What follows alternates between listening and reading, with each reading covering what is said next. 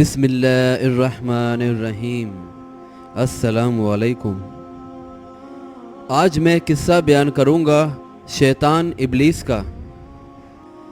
جیسا کہ قرآن کریم سورہ الحجر، سورہ صاد اور سورہ البقرہ میں اللہ تعالیٰ فرماتے ہیں، شیطان یا ابلیس کا تعلق جنات میں سے ہے۔ اللہ تبارک و تعالیٰ نے جنات کو آگ سے پیدا فرمایا ہے، اور انسانوں کی طرح جنات کو بھی اچھے اور برے میں تمیز کی صلاحیت اور اختیارات سے نوازا ہے۔ اللہ تبارک و تعالیٰ نے حضرت آدم علیہ السلام کی تخلیق سے پہلے جنات کو پیدا فرمایا تھا،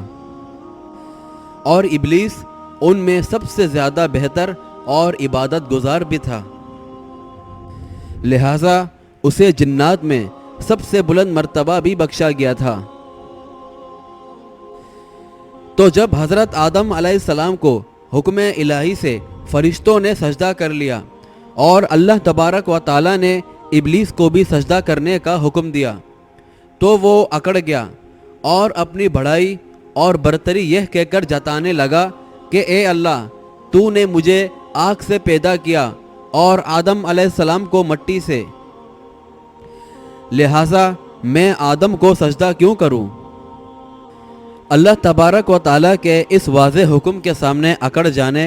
اور کچھ سری اور سب سے بدتر یہ کہ اللہ تبارک و تعالیٰ کے حکم کی کھلی خلاف ورزی اور اس کے حکم کی تعمیل سے انکار پر اللہ تبارک و تعالیٰ کی ناراضگی اور غصے کا اندازہ نہیں کیا جا سکتا۔ اللہ تبارک و تعالیٰ نے اپنے حکم کی اس کھلی خلاف ورزی پر ابلیس کو ذلیل کر کے نکال باہر کیا اور ہمیشہ ہمیشہ کے لیے ذلیل و مردود قرار دے دیا، اور اللہ تبارک و تعالی ہمیشہ ہمیشہ کے لیے ہم سب کو شیطان سے اپنی حفاظت میں رکھے، آمین۔ بہرحال اس کے بعد اللہ تبارک و تعالی نے تمام دوسری مخلوق اور فرشتوں سے فرمایا، تم میں سے جو بھی مجھ پر ایمان لاتا ہے وہ اس واقعے سے سبق سیکھے اور میرے احکام کی تحمیل کرے۔ اس کے ساتھ ہی حضرت آدم علیہ السلام جب سے تخلیق فرمائے گئے، دوسری تمام مخلوقات کے لیے آپ علیہ السلام کی تعظیم اور ادب لازم قرار دے دیا گیا، کیونکہ آپ علیہ السلام اللہ تبارک و تعالیٰ کے سب سے اعلیٰ تخلیق ہیں۔